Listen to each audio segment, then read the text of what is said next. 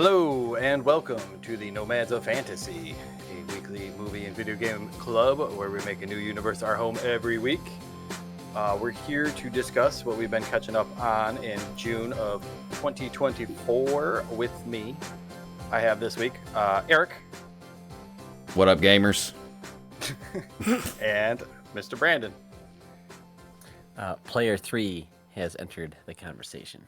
I believe that's becoming your catchphrase at this point. I think it's been going on for a little while.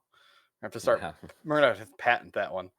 Yeah. But we've been. It's been a busy month. It's been a busy summer. I think we're all running pretty good. June in Buffalo, New York, Western New York area. I mean, we take our summers very serious up here because they're not that long. Not long enough. Make every day count up here. So. And my kid just had a birthday yesterday, so we were doing all kinds of stuff. We're having a party for him next weekend. So yeah, we got all kinds of stuff going on. Yeah, that's another thing. When you're a parent, I feel like every weekend in the summer is always some kid's birthday or something. Right, there's always something going on. Kid event. You gotta pick your weekends wisely and book them in advance too, because they fill up very quickly. We just had our annual stuff. Family reunion, so like we got all kinds of. Oh, nice. We're all busy. That's cool. You do that. It does make it harder to get some alone time to really soak in something, whether it's games, books, movies. Alone time. Alone time. I like my alone time. I like to be left alone sometimes. Leave me alone. Don't get much of that these days. My video games. Yeah, I just I want to read. I want to lay on a hammock and I want to read. I just want to listen to the birds and be left alone for like just an hour or two. Right. Need some me time. Fantasy football, read a book, something.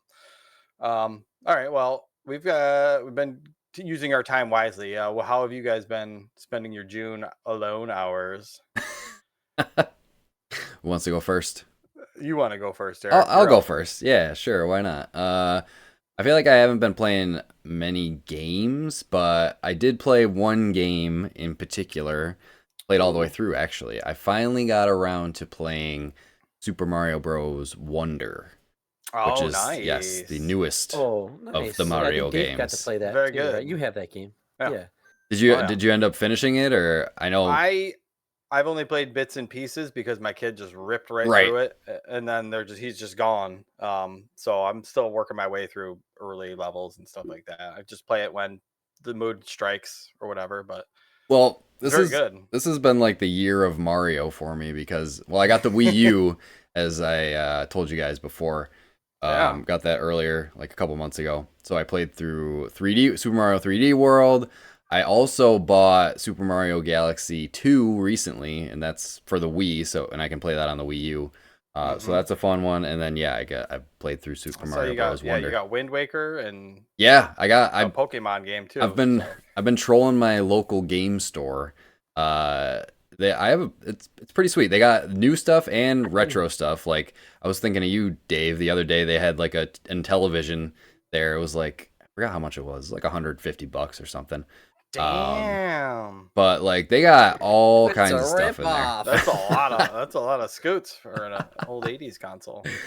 It's rare, man. But it's cool because it's a piece of history at this point, yeah. Well, I follow them on Facebook, and they're always post like every time they get a new you can trade your stuff in, go in there and trade whatever you want in.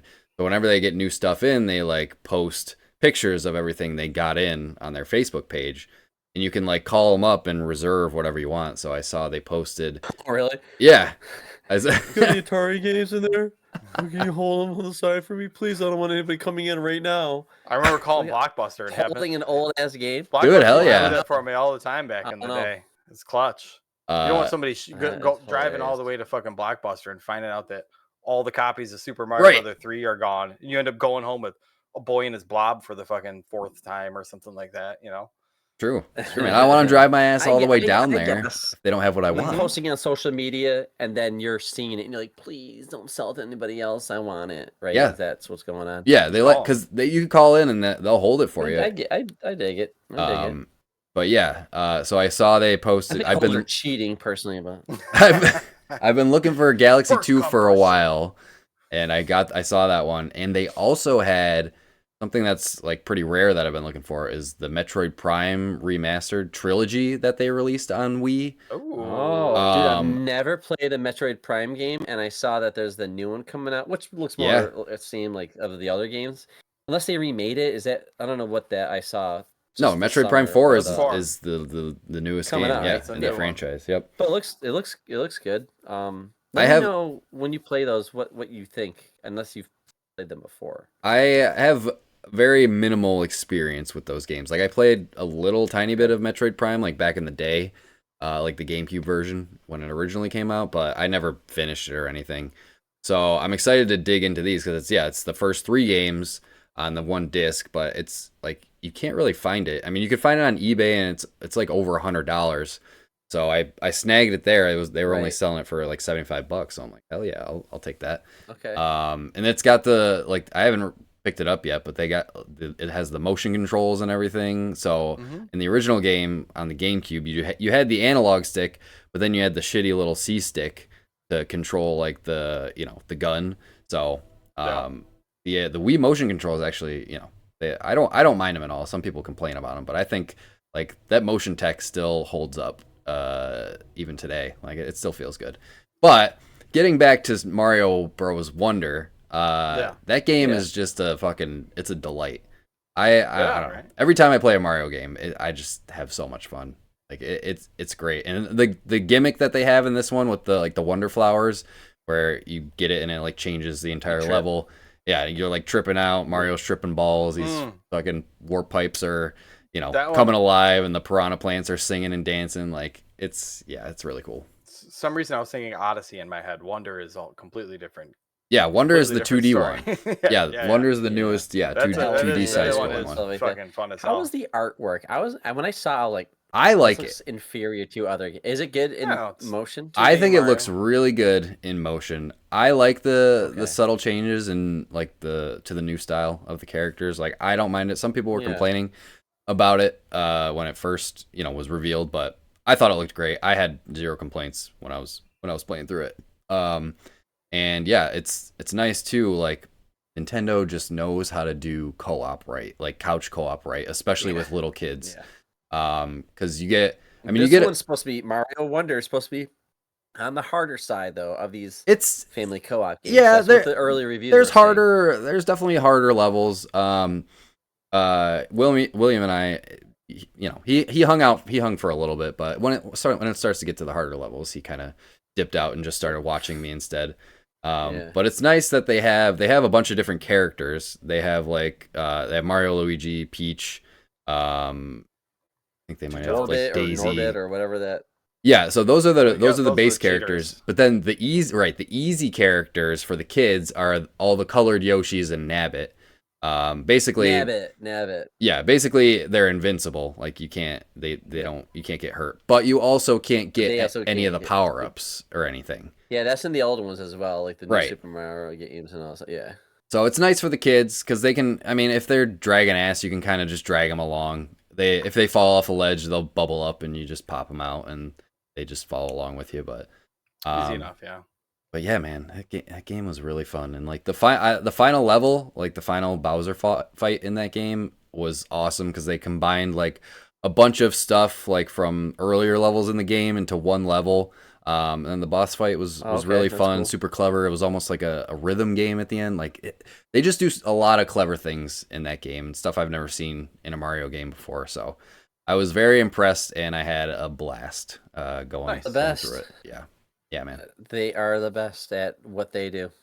And what they do is make family-friendly, timeless, beautiful platforming experiences. I mean, hands down, man. They're the best. They're the best. You cannot play anything like it and think, how do you not think of Mario? And how is this compared to a Mario game? Like the Mario Pixar of video games? Dude, yeah. Whatever they put out is just going to be... It's going to be awesome. They've got the highest of quality. Yeah. They set that bar for themselves. And it just looks good. Like they use the limitations of their the hardware to make what I think still looks good today. Like I still think Super Mario World from Super Nintendo for the Super Nintendo still looks incredible, like a cartoon. Looks great. Yeah. Yeah, same with all those. Yeah, Link to the Past, like they all hold up today. Link to the Past. I gotta So play good. that again. Good. Nice. Well, thank you for that. Brandon, what do you got going on over there? What do you get up to this month? I finished a game. Oh, nice. And when I say I finished a game, I finished 4 games in the franchise. Whoa. So this is a sub quest of mine. But like I finished all 4 of the Uncharted games, which are the Nathan Drake games. Mm-hmm. Nice, sweet. So it was a blast. Games are great. I played 4 first. I might have talked about when I first started playing it like years ago. Yeah. And then I never finished it. So then I bought all of them, like even the Lost Legacy, which I haven't played yet, with Chloe Nadine. But I played 1, 2, 3, and 4. I played the story mode. As soon as I finished one, I went right into the other. So that's pretty intense, right there, dude. It is. I gotta say, it's one of the greatest franchises in video games. I mean, it is really just good, man. Yeah. So that good. Naughty Dog has done over the years is in 2023. ridiculous. Yeah, in 2023, when I started doing this, to just wrapping up Uncharted 4. It's like watching it's kind of like watching Lord of the Rings, man, because there's just so many epic moments and such a beautiful story, and it just all comes together, and at the end you feel like, wow, what an adventure. And that is how I felt finishing Uncharted 4. That ending, just like the way. And if you play, here's what's interesting. I know we've all played them over the years. Well, except me, but a lot of people have played them as they came out. Haven't played them in a while. But to go and play all of them back to back, they do a really good job making it feel like they're all connected. Like they really did create a character. These Nathan Drake and his relationship with Sully. No, Sully's great. No, his woman. What's there's her Chloe, name? There's Nadine, and then I forget her name. Yeah, I'm drawing a blank on it. It's been a while. Blanchik, Elena. Yeah, that's right. Yep. Yeah. Just they feel like a real couple. Like in video games, dude, love is never ever good in video games. I just always feel it's stiff. Yeah. Like they're just reading lines I can the tell that emotions these in games are tough. Yeah, they sat down and they just especially acting, in Uncharted 4, like some of the beginning scenes are awesome when they're just hanging out.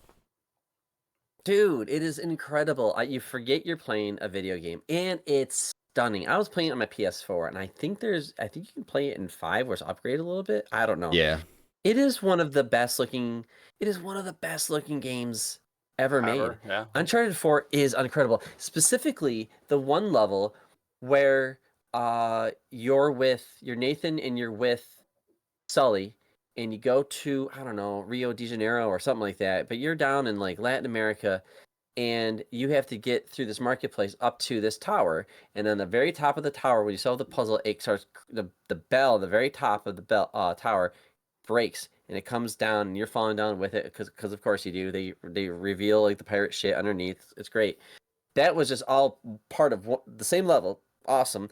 But then you meet with your brother Sam, and you're fighting your way through this marketplace, killing all these guys. Okay, whatever.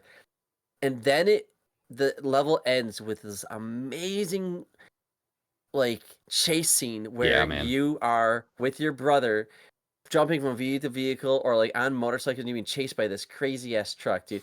It is. I remember when they played the first time, I was like, wow, this is really cool. And then I played it again, and I'm like, this is just this is the closest you can get to being in the movie theater, IMAX, like the theater shaking, and you're like in there. But even more so, like Indiana Jones is incredible because it definitely is like Indiana Jones. But just the adventure in getting my heart, because I know it's scripted, but the way they do it is just so seamless. And I don't know, so it holds up. I cannot wait to start Lost Legacy, and Lost Legacy is so good, man. I heard it's great. I heard it's 4. It's just shorter, but it's shorter. It's shorter, but it's still really, really good. Incredible.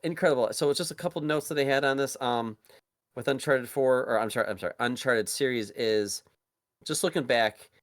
The second level, it has that opening scene where you're on an airplane, and that was, I think, in the movie. Yeah. Incredible scene, unforgettable. It has the trains scene, or I don't know how to say train level scene, whatever. You're working through the train, incredible. The third game, you crash in the desert, and there's just all that wandering around day and night in the desert. Just a lot of video games. When I remember things, it's like like maybe three things I'll remember that are like, wow, I'll never forget that. But Uncharted, there are so many. I was like watching a review of the first four games, and I'm like, I mean, there's just so many that's what they're cool known things that for, dude. happen. The set pieces in those games are incredible. Yeah. Like So better than any other game out there. yeah, it really is. It really is. So yeah, that's it. I just wanted to do a shout out in that game. It makes me. I mean, I'm 43 years old, and I felt like a kid playing that game. Like I just was wowed. Like I never was frustrated and I was never bored. I usually in video games I kind of skip some of them. If the acting's stiff, I'm like, man, let's get through this. Like I love the writing in Uncharted, and Yeah, he's just top tier, so man. smooth.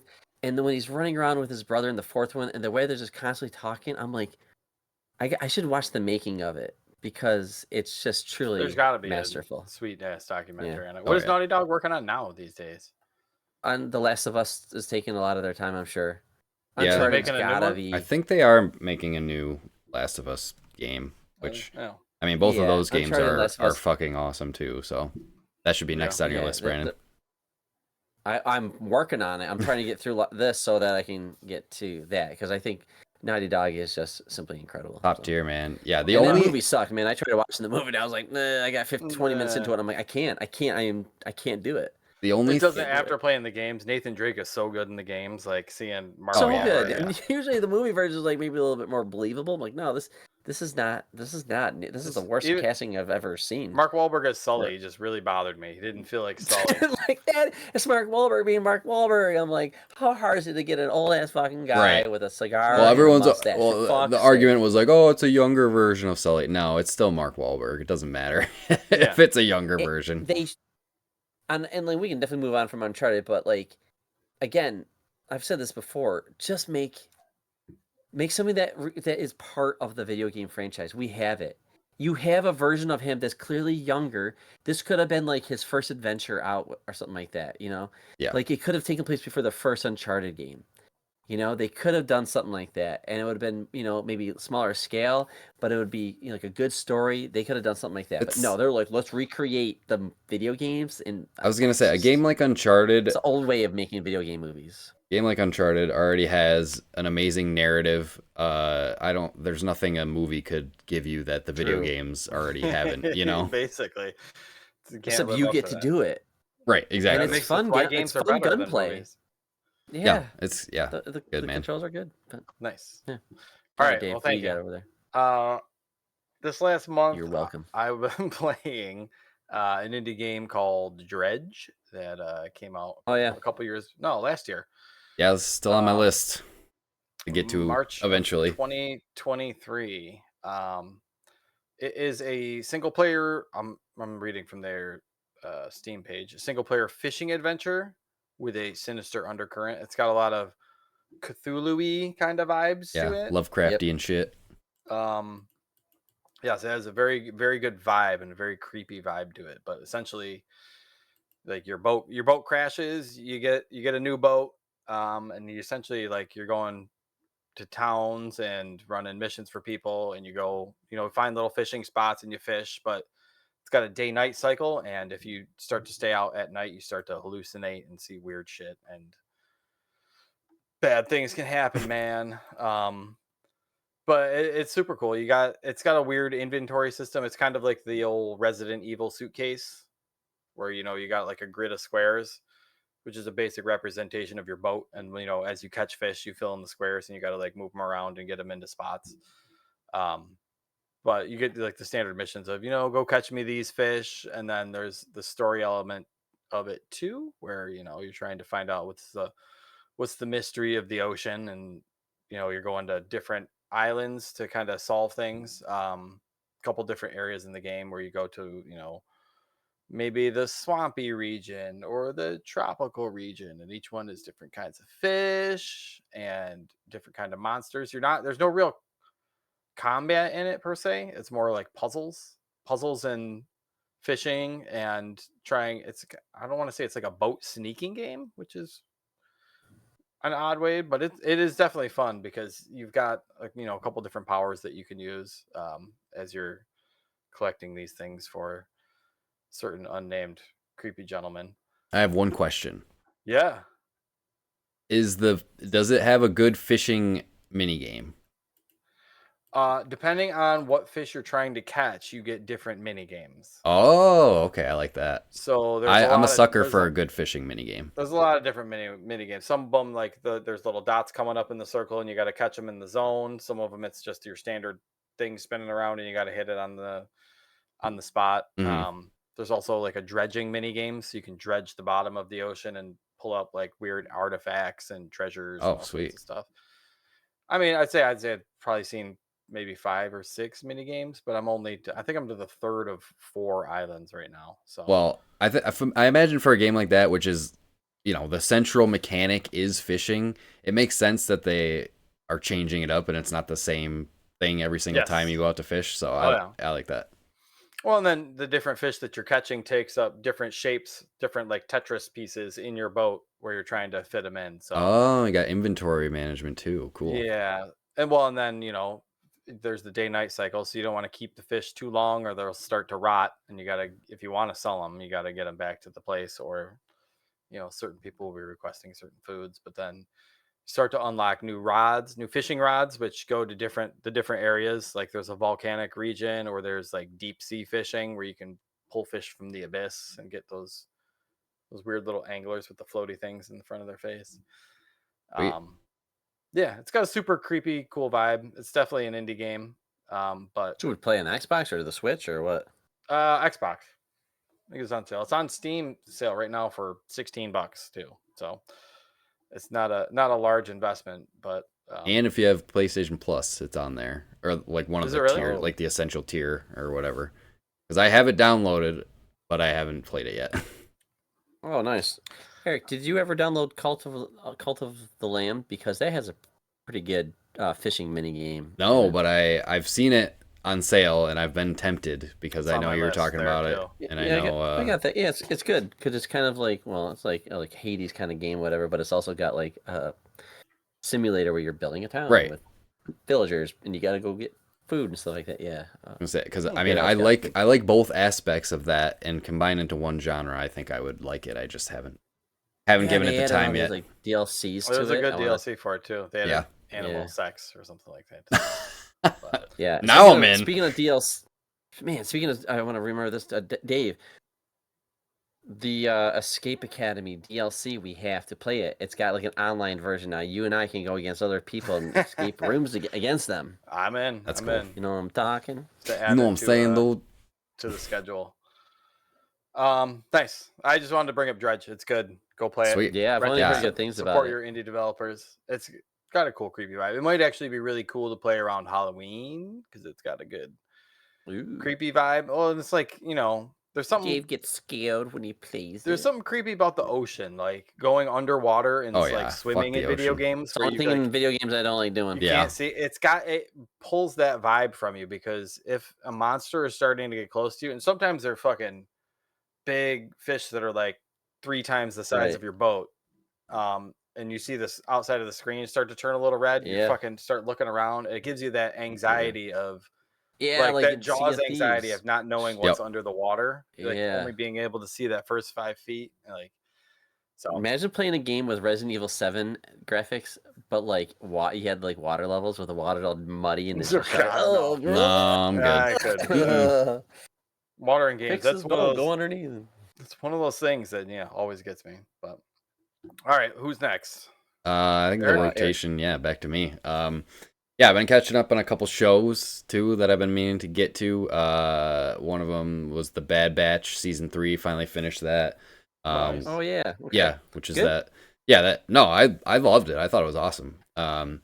Just plant my ass down and watch all these CG Star Wars shows. I always like to watch a couple and I just don't get into it. To me, it's like the best Star Wars content out there, man. Like it's really, really good.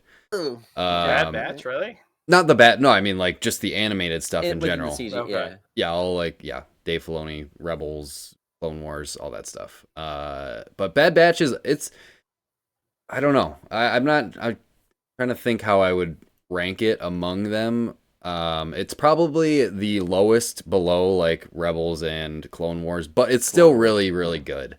And they wrapped it up like this third season was the final season, so the show is over. Okay. And yeah, it ended. I love the way it ended. No spoilers for anyone who hasn't watched it yet. I mean, it's been out for like 6 months already. I just haven't gotten to it yet. But yeah, man, it's good, and I just like the story of these clones. Like it's just these bunch of band of misfit clones, just going out and making their way after the rebellion collapsed, or not the rebellion, the fucking republic collapsed. Does it have any like overlap or like nods to I don't know, Clone Wars or Rebels? So because I know they're all from like that era ish, because they're from the Bad Batch is basically right after the Republic collapses. So it's in that. Yeah, the first episode of Bad Batch was like Order 66 was going on, but they are all like mutants or like variations off of. So I remember it didn't affect them. Right. They are basically experiments, like experimental clones. And yeah, they don't have like the chip in their head or whatever. So they weren't turned to the fucking Empire. So the Empire has no control over them. They're outside of like any rebellion that's going on. Well, towards the end they sort of get into it a little bit. You gotta tie it in. But yeah, they're sort of just on their own, these band of misfit clones. Just like they're not necessarily good guys, they're not necessarily bad guys. They're just kind of fucking doing their own thing to make their way, trying to survive, exactly. So that show was really cool. But the show they are bad. They're the Bad Batch. The show I really wanted to talk about that I've been wanting to get to for a long time. I don't know if you guys have watched it all. The Bear. Yes. No, I heard good things about it. You've seen? I'm almost done with the first season. Or what's that on? Hulu. It's on Hulu. Yeah. I'm watching it on Disney Plus because now all of Hulu stuff is on Disney Plus. Is it as good as the hype? It's great, man. I'm almost through season 2, and season 3 just came out like this past week, so it's good, really good timing for me. Have you worked in food service before? Yes, I have. I mean, McDonald's, but McDonald's. Yeah. You still get that anxiety when you start to see tickets pile up. I think we all have done food. Oh yeah. That show is not a cozy, comfortable show that you sit down and watch to relax. Like that show like stresses you out, and you relive that anxiety of working in food service. What the fuck is it about? I don't even know what it's about. So, I just see all these people talking about it. Do it in a restaurant, really. Yeah, basically there's this guy. Willy Wonka's grandson, right? No, well, there's this guy Carmen. That's his grandson, the actor, right? Willy Wonka's grandson? Yeah, Gene Wilder's grandson, isn't it? Is it? I have no fucking idea. He does have the look to him. Jeremy Allen White. Yeah, I don't know if that's Gene Wilder's grandson, but fact check that, Dave. But sorry, I'm googling it here. I'll let you know. Derailing me. Fucking! I thought you were talking about like the show. I'm like, is he in the show? Yeah, so then it takes place in the world of Willy Wonka. Yeah, right, exactly. No. So then he got it. Look at the remaining money and opened up a food truck. The basic premise of the show is it's about this guy Carmen, and he is like a professionally trained chef. He's like he was running one of the best restaurants in the world. His brother dies. He comes back to Chicago and he takes over the restaurant that his brother owned. And he basically is trying to, he's taking over stuff, and the people who were working there before don't take kindly to him because he's trying to change stuff since he's he's professionally trained. So he's basically trying to improve the restaurant, but all the employees that are working there are kind of pushing back against it. So it's resistant to change. Yeah, it's this back and forth between Carmen trying to, bring this restaurant back from the dead and, make it an actual good place to eat and hang out while balancing the feelings and emotions, and there's a lot of yelling, a lot of fucking F-bombs going on everywhere. There is. But it's really good. I'm impressed. I'm just impressed by how much it's one of those shows where like there's a main character, Carmen, but they spend time with each one of these characters. Like each character has like their own episode of like the stuff that they're going through in their lives, and you know the reason why they are the way they are. So like you really get to know all of these different characters, which that's the kind of show that I like. It was like it's the same thing. I'm equating it back to like My Hero Academia because there's so many characters in that show, but they each get their own like episode to shine a little bit, and you know that's one of the things I really like about it. Just because you know you get the perspective, all these different perspectives from these different characters. But so what are you on the third season? What was it? Almost. I have like 2 more episodes of season 2, and then third season just came out like this week. Right. Okay. Okay. Just came out. Okay.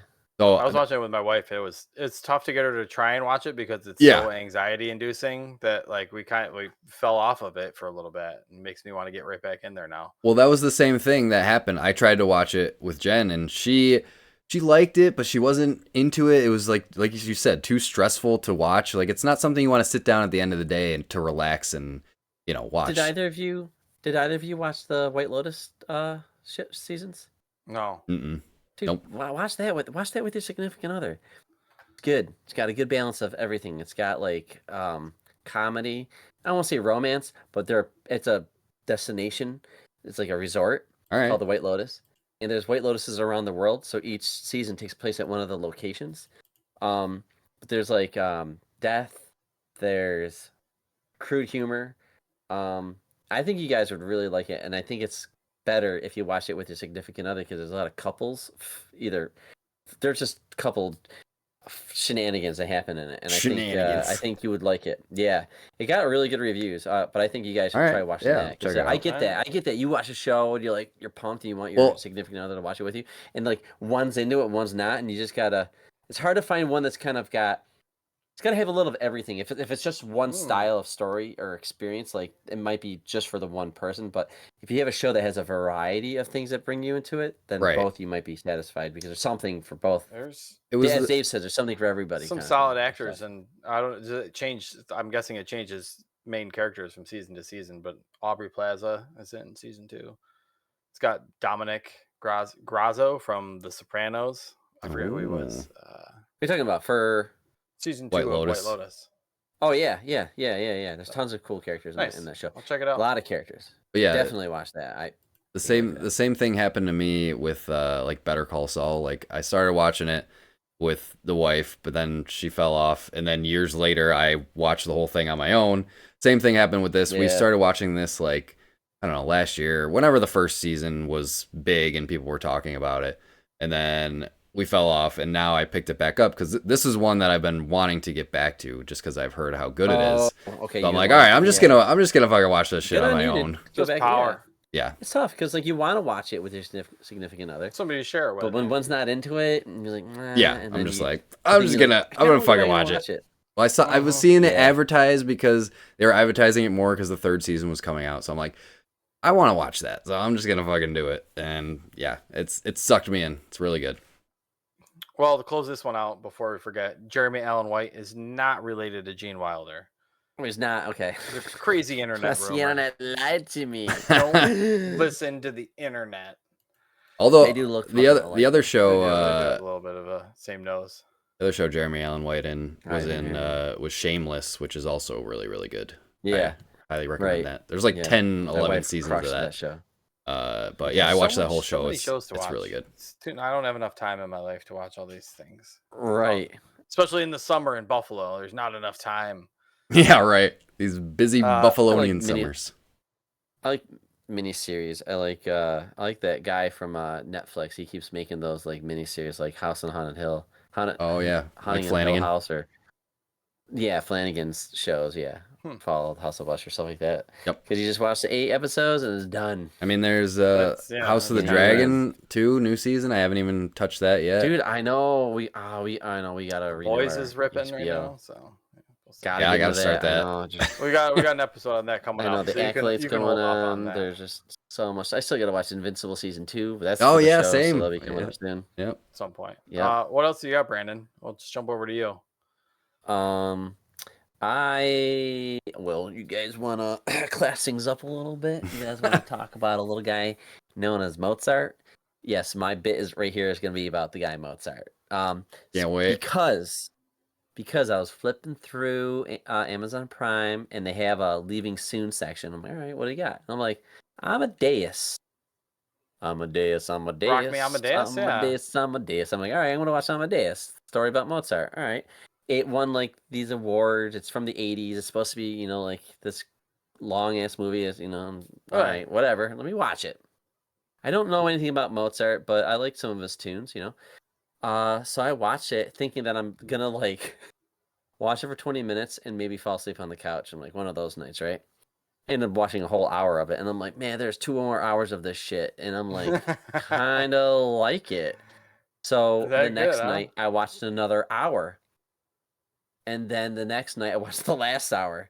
So it took me 3 nights. At night, I chipped away an hour at a time. Not to say there's anything wrong with the movie, but it's just long. It's a long story. But now the movie Amadeus is not an accurate telling of Mozart. We simply don't know everything about him, but there's a couple things I took away that I just didn't know about Mozart. Okay. First off, Mozart is one of the there's Beethoven and there's Mozart. Usually those are the two that we all kind of know, right? Mozart, child prodigy, at age 6, composed and performed his first song, right? Composition. Goes out there and like, all right, that's pretty good. And he's not only a composer, but he's also a piano player, right? Tours around, all this stuff. He gets pretty famous. He's famous in his time, but then eventually he falls out of fashion or whatever. There was a war going on. Something happened. The guy lost a lot of money, spent it frivolously, and died at age 30. Died at age 35. Damn. Yep. He wrote a song. Actually, Dave, he wrote a couple songs. He wrote over 600 songs that we still have today.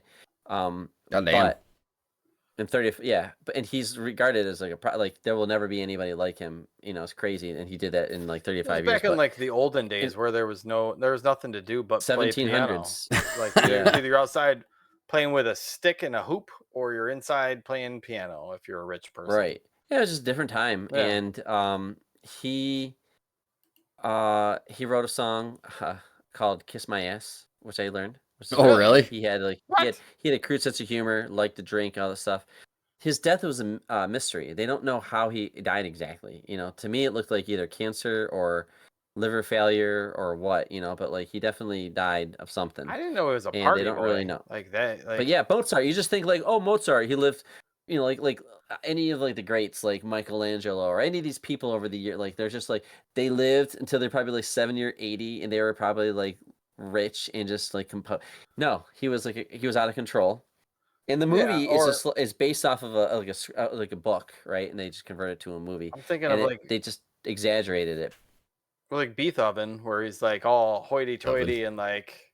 Yeah, prim and proper and all that kind of shit. Right. Yeah, he was, because you see pictures of him as old, but Mozart, Wolfgang Amadeus Mozart was at the time where they wore a lot of wigs. I think they probably did with Beethoven, but he wore like just wigs. Oh yeah. So when you watch this movie Amadeus, it's cool because, all right. So I'm thinking, all right, it's just about Mozart, but it's a fictional story based off of a book.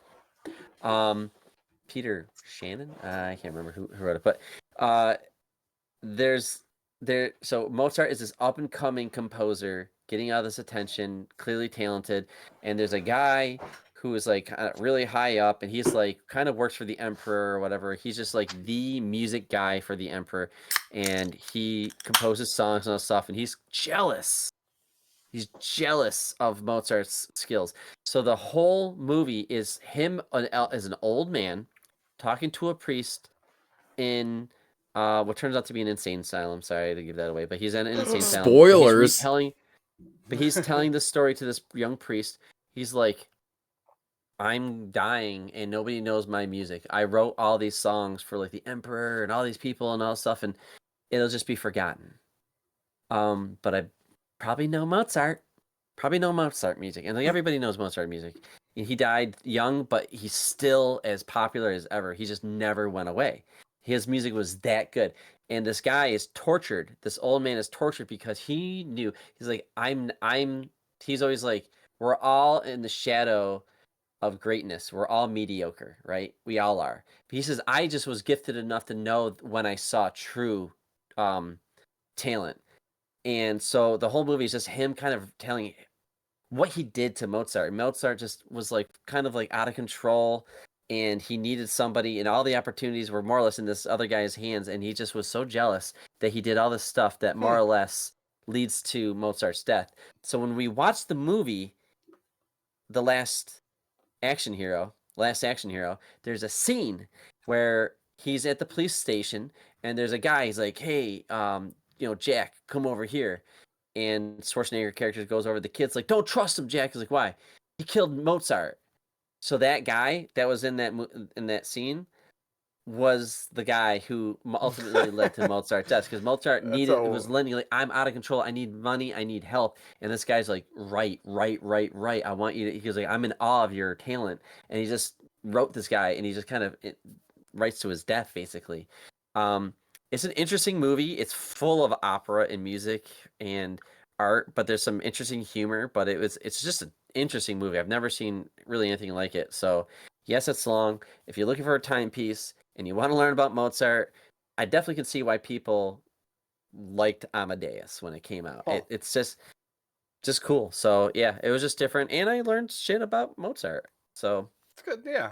Never do that. I was gonna say, like, not many people would like actually know, like, he's the classical dude, or like, yeah, that's about it. Right. That's cool to know. Composed a lot of songs. Yeah, composed a lot of songs. Well, I learned about like Alexander the Great not too long ago, and he died at like 30, mysterious death. Nobody knows. It's just crazy. And like Alexander back the in Great, those days, like conqueror, died at 30. Nobody being really knows how he old died. is like being 30. Or being like 40, like that's like, damn, he's old. And like what's sad is like some of these guys are famous. They're just known for what they did so long ago. I mean, like Mozart compared to Alexander the Great. Alexander the Great is so far back, but like, I mean, his teacher was Aristotle. But like, we don't even know where he's buried. We don't even know Alexander the Great's buried. We found his father. We don't even know where his body is. And like, what's up with that, right? And Mozart was buried in a common grave. Like he was famous, but he wasn't like rich. So when he died, he was just kind of just dumped in a grave, and that's it. It's kind of sad. Damn, yeah. Like Mozart, 35, child prodigy, creates this music that will live on forever, and he dies. Just, I don't know. So it's just interesting. So nice. Whose turn is it? Back to me. Yep. All right. Well, Dave's like, I watched a Playboy documentary. I got a whole. Brandon's much more cultured than us. I don't think I would. That wouldn't be my first choice. Mozart would, that would not be, especially a 3-hour version. Maybe if it was an hour and a half. I'm not selling. I'm just saying. Sounds interesting. I'm also watching movies like, Vertigo and like all those old 12 Angry Men, Birds and shit. Yeah. Which is really good, by the way. Birds is really good. It's wild, but sorry. Nice. I just got back from camping for a week, and whilst camping, I did some board gaming. Oh, here we go. And some Dave's board gaming. game corner. Beer time for Brandon. Brandon's out. All right. I got some fun family games. Eric, this game is called Skull King. All Came out in 2013, so it's older. Have you ever played euchre, spades? I just played euchre the other day with my family at the family reunion. Oh, fucking A. Then you'll be able to pick up this game super quick. It's a trick-taking game, just like euchre, where you're trying to, win a certain amount of tricks. There's 4 suits. This isn't with a regular deck. It's with like a fancy. This game's called Skull King, but it's a pirate-based like game where you're trying to take tricks. So at the beginning of each round, you're playing 10 rounds in a row. Everybody puts their hand in. They say, yo, ho, ho. And then you put out how many tricks you think you're going to take that turn. Oh, okay. And every single turn, you get as many cards as whatever round it is. So if it's round 5, you get 5 cards. So somebody may say they'll take 2 tricks. Somebody may say, they'll take none, etc. Brandon, have you played euchre, spades? Oh, I love spades. There you go. It's just like spades, essentially. 2v2, right? This can go up to 8 people. Damn. So we were playing. No, we were playing 8 people straight up, everybody for themselves in the land of pirates. But you got the 4 suits, and then you have 5 cards, which are pirate cards, which beat any trump. And the first one played will take the trick, and then there's the Skull King, which beats anything. Damn. So you got the 4 suits. The black cards are always trump, and then you have the pirate cards, and then you have the Skull King. So essentially, every round you're going through, and you're getting 20 points. If you bid 2 tricks, you get 20 points a trick. You get 40 points plus any pirates you capture, some other little scoring intricacies there.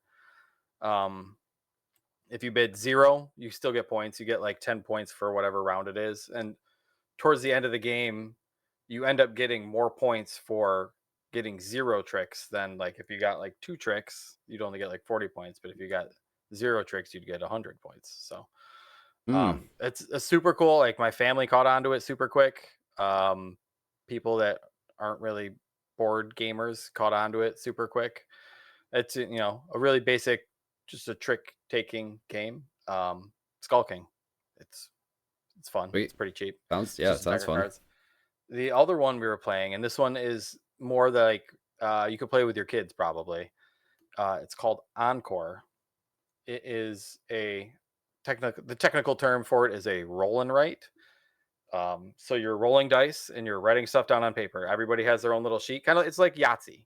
I was just going to say, Yahtzee. If you're playing Yahtzee with colors and numbers instead of just regular dice. So everybody gets their own sheet. They're all exactly the same. And it starts in the middle, and there are little squares, little columns, and they have different colors, like red, green, blue, pink, I think, or red, green, blue, orange, or something like that.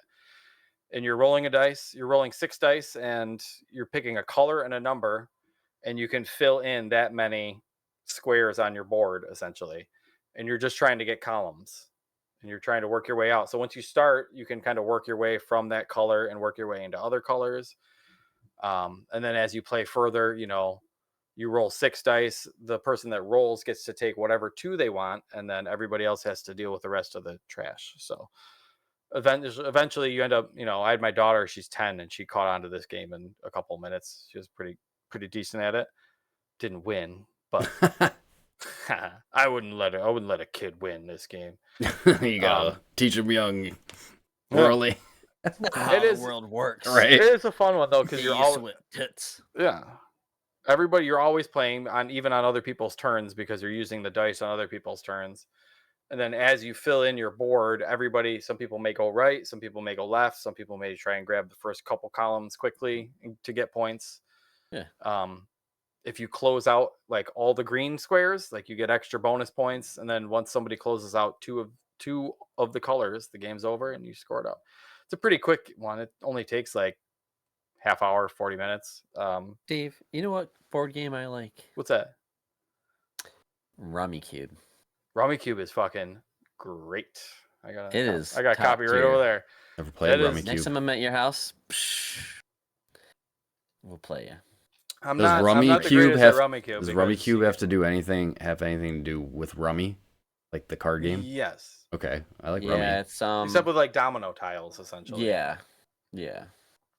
But then even then you can place down to play on somebody else's, but then you can pick one up off of there. There's all these little subtle rules and stuff like that. But it's so fun. That's a 4-player game. Fucking that's so fun. That is so fun. That's a game I can play. See, and this one Encore, it's probably, I don't even know how much it costs. Maybe $20, $25. It's $25. No. It's like buying a fancy version of Yahtzee. But if you're playing with kids, kids and adults, or people that don't play games, Encore or Skull King are super good options to try. Maybe I'll force you to play that after we play Rummy Cube next time. Okay. That didn't really sound that bad, honestly. No, that's I don't pretty. really like they're pretty basic. So yeah. All right. No, that was it for me. Basic. I like basic. Yeah, I don't like the ones where it takes 40 minutes to explain the rules. Okay, so you understand who the survivors are and who the zombies are. Now remember, the aliens will come. All these different types of cards. Yeah. Mm-hmm. Everybody got. I'm like, I just like, this is not fun. Just wait till my next one. This is not fun. I got one more, Oh, but boy. we'll circle back to me. Eric, what else you got? I just have one last quick thing. One Sweet. night I was in the mood to watch a movie. You know, do you guys have like a Roku TV? You know how they Yeah, have like Google ads TV, on Roku Yeah. for like movies and shit. So one night I saw there was just Spider-Man. Like they have all those Tobey Maguire Spider-Man movies on the Roku channel. So I'm like, hey, Sure. You watched 2? I did. I watched Spider-Man 2, which is the best one Yeah, of the good Tobey one, Maguire movies. Is And that Doc Ock? that is Doc Ock, yeah. Yeah. Okay, The yeah. good villain that everybody got behind. I don't know. I just got the itch to watch those movies again, and like, it's How's it hold up?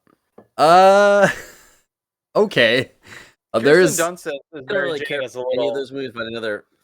it's good. I enjoyed it, but there is a lot of fucking cheese, a lot of cheesy Yeah. stuff. That fucking director sucks. Like what's his Sam name? Raimi, yeah. Sam Raimi. I don't really care for his movies. I want to like Evil Dead. I want to. I don't even know if it's well. Some of it is some of the directing stuff. Some of the lines are very cheesy, but like. Yeah. I mean, Tobey Maguire's but just a Spider-Man doofus. swinging through with the city was cool. Yeah, Yes. the action. Oh, yeah. And at the time, like this is before all the Marvel. Oh yeah, the action in Spider-Man 2 True. is good. It holds up. The only thing, Okay. it is much more noticeable since I don't know. I feel like we have sharper eyes for CG these days. So like especially with TVs that we have. All the shots of Spider-Man swinging through the city, like close-up shots, are like, okay, that's just a CG fucking model swinging through the city with Tobey Maguire's voice going, woo! You know? So, but yeah, I don't know. That action's still good. When it's, even the CG stuff looks fine. And like it's gonna happen in that era, specifically. The train scene where he's stopping the train, I still think that looks really good. Yeah. He's on the front, like yep. He's just a boy. After they take his mask off, but yeah, it's good. It's good. The acting is very cheesy. I thought Kirsten Dunst was pretty cheesy in that. Yeah, she was very like damsel in distressy at all times. Right, and she's trying to play both sides because like she's got this thing for Peter, but she's also has another boyfriend that's like proposing to her. They're gonna get married. Yeah. And like, but she leaves her fucking fiance for Peter Parker for some reason. He's a fucking dork. I don't know. Her boyfriend is J. Jonah Jameson's son, and he's like a fucking astronaut. And then she leaves him for Peter Parker, the fucking nerd. So I don't know. She follows her heart. She follows her heart. Yeah. But it's they like each other. It's almost like she was just gonna get married to make Peter jealous or something. Like I'm like, what are you doing? I don't know. It was odd. Now you gotta watch Spider-Man 3. Oh my god, that one's like by far the worst one. It's the first. It's the 2 movies in one ordeal. They just crammed too much in one movie. Yeah, I mean, Sandman, because the Sandman was good. Sandman and Venom, yeah. With fucking Topher Grace as Venom.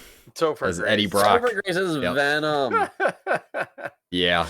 That is so weird right now. Yo, that kid from that 70s show is really hot. Great timing on comedy. Let's get him in this shit. And then like, well, I guess we'll make him fucking Venom. I always forget James Franco's in there too, because like he's playing a serious role, but you know, pretty much everything else that he's known for is fucking Seth Rogen slapstick comedy shit. Yeah.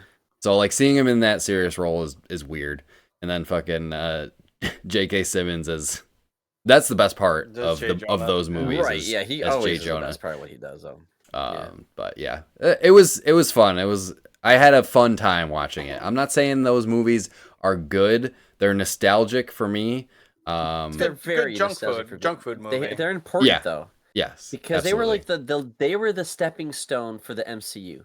Because we had Batman, we had Superman. Those were really good superhero movies of the past, but it's really hard to get superhero movies going. And then we had the X-Men. First 2 were pretty good, you know, especially the opening scene of X-Men 2. Like people, that still holds up. Like that was a really cool scene through the White House with Nightcrawler. Oh yeah, but like it was just, you know, the casting wasn't perfect all the time in X-Men, and like, you know, I never was really scared or nervous, and like the acting was just kind of whatever. It's from that time. But I remember when the first Spider-Man came out, I didn't really care for it. I just didn't really like it, but a lot of people did, and I respected it because it just felt like this is how you show Spider-Man. Like this is how you show him swinging through whatever with CG and the casting and the acting and stuff. But like just it captured everybody's attention just like Batman did. And the first, especially with the second one, it did what it had to do for the time. Especially with the director that was out of his element a little bit, for sure. So I don't want to poo-poo on it too much, even though that'll happen. Some stuff just won't age well. No. But it's so cool that you watched the whole thing, right? I did. Well, I fell asleep for a little bit, and then I woke up and watched the rest of it. You've seen it before, right? Yeah. Oh yeah, I've seen the movie a bunch of times. But yeah, it was good. Like I said, I had fun watching it, and it was just like a fucking time capsule from that era of superhero movies. Which one has the rhinoceros guy in the beginning? That's the Amazing Spider-Man with Paul Giamatti as the Rhino. Okay, yeah, it's all a blur. I never finished. I think it's the Amazing Spider-Man, Andrew Garfield, the first one. Yeah. Yep. Okay. Because there's that one, and then the Amazing Spider-Man 2 with Andrew Garfield. Yep. It has fucking Electro as a fucking Jamie Foxx as Electro. Yeah. Yep. I'm glad that the new Spider-Man kind of tied all this stuff back together, though, too, because it makes it feel more congruous, where it's like multiverse kind of stuff, where it's like they're all Spider-Man. Fucking deal with it. Like I watched that No Way Home. Everyone's got their own story. Movie where they brought in like Andrew Garfield and Tobey Maguire. That's actually good. It's actually really good. Yeah. I like that a lot. It's clever. Yep. Mm-hmm. Yeah. Yeah, I think I do like name. What's the Tom Holland's Spider-Man? I actually do a lot. So I'm glad that they finally a lot of they got Spider-Man right. Yeah, for sure. Nice. All right. Thank you, Eric. Brando, what do you got left over there? I'm closing up here. I got just two quick hits. So I watched a movie that was recommended to me called The Way, Way Back. PG-13, came out 2013. It's like an indie flick. I think it's good. It's got 84 on Rotten Tomatoes. What's it about again? It's got The Way. It's got Steve Carell and Toni Collette, and they're like dating, whatever, they're adults, and they have a couple kids, but he has like some kind of boathouse, so they all go on summer vacation out to his place to all hang out and be a family. Yeah. He doesn't really get along. He's kind of a douche, but it was recommended to me because of my man crush on Sam Rockwell. You gotta watch it. So this teenage boy, basically, it's like summertime, and he's a teenager, and he just does not know what to do, and he's just not motivated and all this stuff, and he just doesn't have anybody. Doesn't have a good father figure in his life. But he finds somebody, Sam Rockwell, who is living in an apartment that is connected to his water park. So he just owns a water park, and this kid more or less befriends Sam Rockwell, and he just gets a job, and they more or less just kind of definitely have seen this, creating a personal identity. Like, here, this is like, you are awesome. Like, regardless of what people say about you, like, you're cool with us, and we like people. And they just give him the platform that he needed. So it was promised to give me like the sense of summer nostalgia. A cute, quirky story about a family, and it does. So if you want to see something, it's got some swearing in it, but nothing too crazy. It's just shit. And Steve Carell and Sam Rockwell. A lot of actors in it though. Maya Rudolph. There's a couple of cringy scenes in it. I think that are on purpose, but I was just like kind of rolling my eyes. Where like he's a white dorky kid, and then like there's like a bunch of like people breakdancing at the water park. I don't know why. So they're like, we got to break this up. So Sam Rockwell's like, all right, well, let's send this kid to do it. Let's have him do it. So he goes and gets sent to like break it up, and it's just super corny. It's like they're all intimidating. Like they're like, he turns the music off. He's like, you can't do this at a water park. And like, what do you mean? They're like, we'll leave if you dance. And rolling my eyes. So they make him break dance, and it's really awkward. He's supposed to be really awkward doing it, but it's just like, I could have done without that scene. It was very eye rolly for me. I was just like, I get it though. It's a cute scene. Like they're supposed to like make him cool, and he like, yo, props, brother. Like, yeah, man, like you did pretty good. And he's like, yeah. And then the rest of the movie, he's nicknamed like Pop Lock or whatever. But it's just, but it's a good movie. Like I enjoyed it. You know, it was fun. Sam Rockwell's always awesome. But anyways, the last thing I want to say is my 5-year-old has been itching to play a game, and I don't know what to let him play. And I throw games at him, and I don't know. I don't know what's gonna stick, right? Roblox, Fortnite. Leisure Suit Larry. No, they don't play Fortnite. We're not really into like the games with shooting like that. But N Plus comes to mind. Oh, I forgot I bought N Plus Plus. I go, boys, sit down. So I sit down, my 9-year-old, my 5-year-old, and we start playing N Plus. My 5-year-old got into it. He loves it. He plays it almost every day for like an hour. Great physics in that. Yeah, and it's just fun, and Daddy always comes up and like helps finish the level, stuff like that. I was gonna say, I feel like that'd be a little hard for a 5-year-old. So many levels. Yeah. No, my kids are. I don't know. My kids are pretty good at games. It's weird, but it's certain games. Like not all games they can play. They don't play racing games. They don't play Smash Brothers. You know, they don't really play Mario games, but they'll play something like N Plus, which has jump off a wall. You got to watch out for a lot. Like there's some things going on in that such a simple game, but yeah, definitely. I'm thinking it's got some tough platforming in there. Yeah, yeah. But Dave, how fun is that game, right? And you can play up to like 4 people or whatever, co-op or whatever, race each other in that. But I was thinking, man, oh man, why can't they make a battle royale of N++? Oh, N that would be fucking royale, dude. Sweet. It would be so cool. N squared. Could you imagine 100 people exploding on that game, dude? It'd be fucking a riot, and just let the community make levels. Big ass board like they did that one Castlevania where there was multiplayer, and it was just like a giant map, and everybody just starts somewhere else. Like, yeah, it doesn't have to be 100. It could be like 20 or 50 or whatever, but just like get a lot of people on this. And it's just a simple game. All you can do is hit the A button and just jump. You can hold right trigger and like sprint or whatever, but like, so I don't know. I was just thinking that. And then reminds me of the Mario 35 thing that Nintendo did a while ago for the anniversary, where everyone would race through a Mario level so you could get there first. Mm-hmm. That was cool too. Just fun. I like when it's just like a simple indie game and let people go in and hop in it. And then the last thing I came up with today, I was thinking like how cool would it be?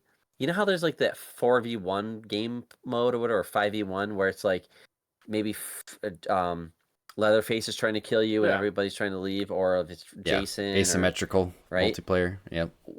What if they did a Tremors? You're the fucking thing in the ground, and you're looking at you're trying to go, and everybody else is trying to get from like open the water and turn the generator on, but like you can't touch the ground. Dude, I think Tremors would make a really good version of that. Tremors has the pull, has the cultural recognition, right? The property. I don't know. I think people like Tremors. I mean, it would be fun. I don't know if I've ever seen. I mean, they just made a killer clown from outer space, bro. Outer Space one where there's like all these people against it. Really? Fucking yeah, and that's a fucking cult B movie. So if they can do that, then they can do Tremors. So I'm just throwing that out there. Right. You're full of ideas today. I like it. Full of ideas. To start up our Nomad Game Studios. That's nice. Done for the episode. That's it from me. All right. Well, let me close this out here. I got one last one. All right. My final board game. Playboy documentary. What is it? A Playboy documentary? I don't know. I'm not a Hugh Hefner guy. More of a Skinamax guy. Oh yeah. Eric likes his hentai. You know it.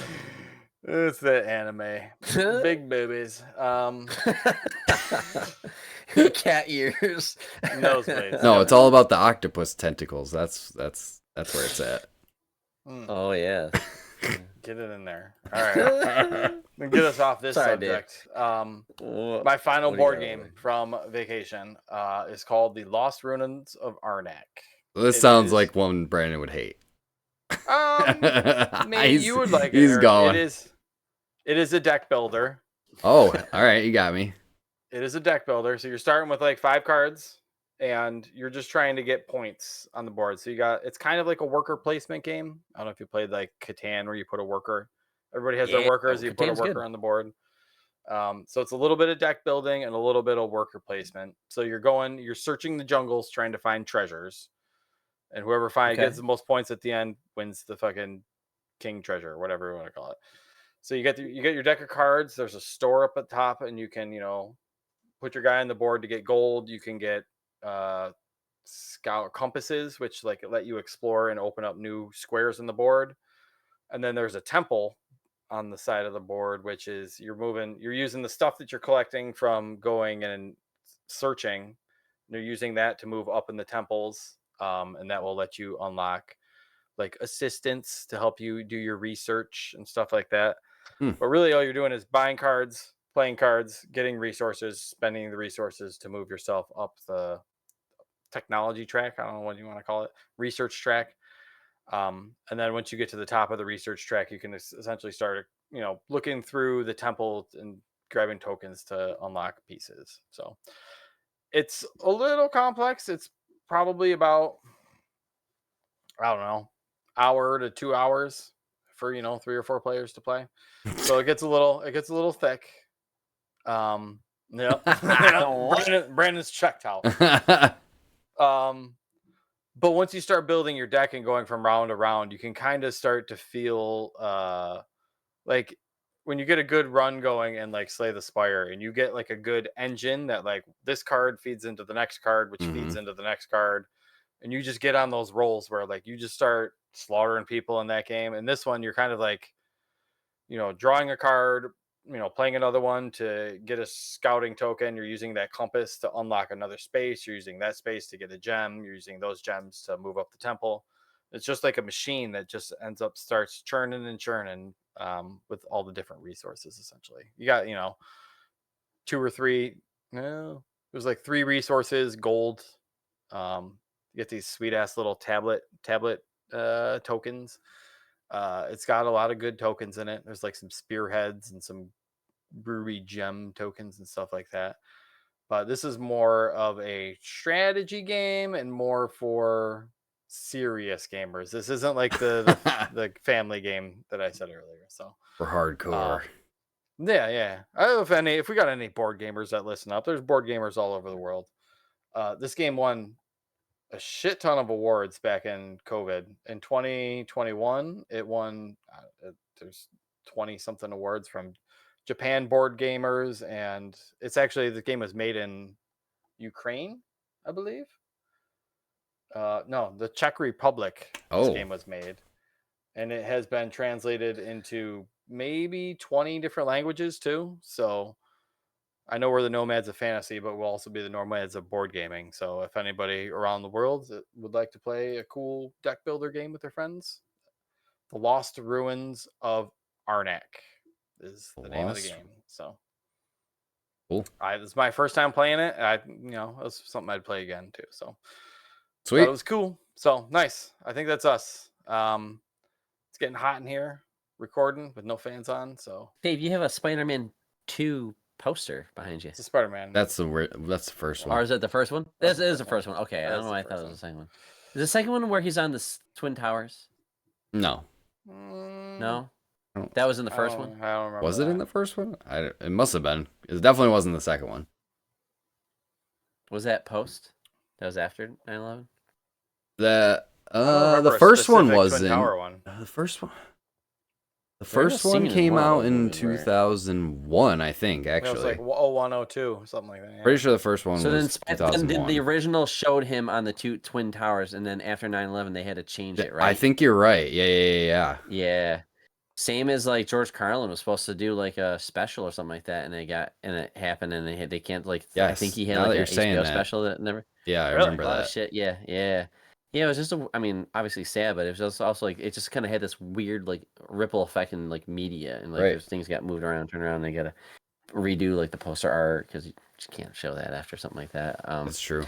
And I noticed that Dave has like these old magazines. I got my old posters. I thought for a second, comic books, not magazines. I'm sorry, whatever. Show respect. On my wall. But like, nice. I thought we had the same one, but yours has got yellow with red on the back. Sweet. That's cool. Blue. Yeah. Have I ever shown you? Look, check out this one too. I'm sure if you're listening to the episode, you're like, "What the fuck?" Oh yeah, check out the YouTube version. But like, That's sweet. dude, this artwork is so cool. really cool art. Everybody's fresh artwork. Yeah, this one's. Doesn't like These that. are all the Marble special editions. They're like the anniversary edition, so they're like twice as big. Which is shit! Yeah. Wow. I like I don't know. I like having this. It makes good artwork. Look at these. You know what these are, guys? Fable. Is that Fable the game, or is that Wolf Among Us? Among Us. Yeah. Oh. Yeah. It's based off of the Fables.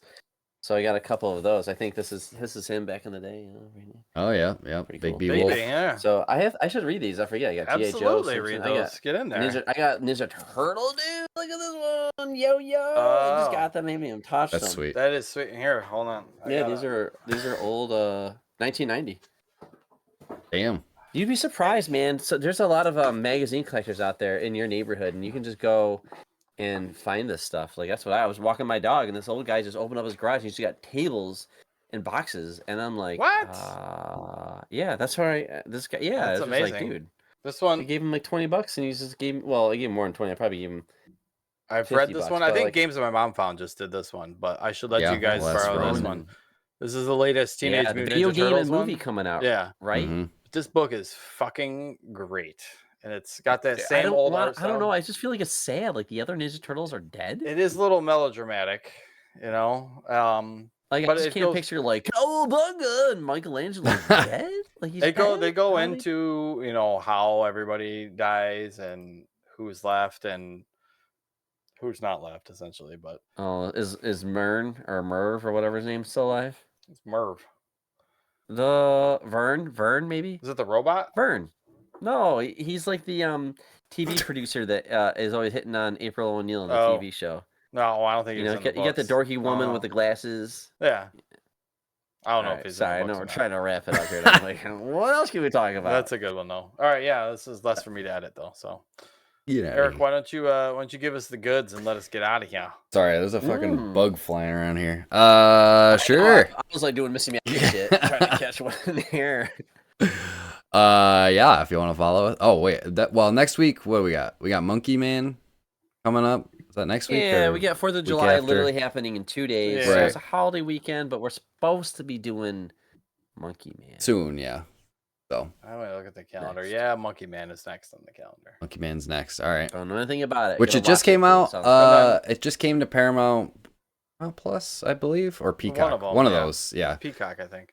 Peacock sounds better. Sounds more. And then a couple weeks after that, you guys are gonna have to catch up on The Boys because we got an episode coming up to go through that shit. And that's right. Yeah, but that's a show that I want to binge anyway. It's like I usually watch like 2 episodes back to back when I watch. I've seen the first couple, and holy fuck. Like it's The Boys. Like you keep wondering how they're gonna one up themselves, but yeah, I've heard some things, so I'm excited for that one too. But yeah, if you want to follow us, you can follow us at Nomads Fantasy, Twitter and Instagram. Go to the nomadsfantasy.com/Discord if you want to join our Discord. Yeah, we'll keep it short for this one. Keep it sweet. Keep it short and sweet. As always, safe travels. Nomads. Player 3 has left the conversation. Left the building. Houdini.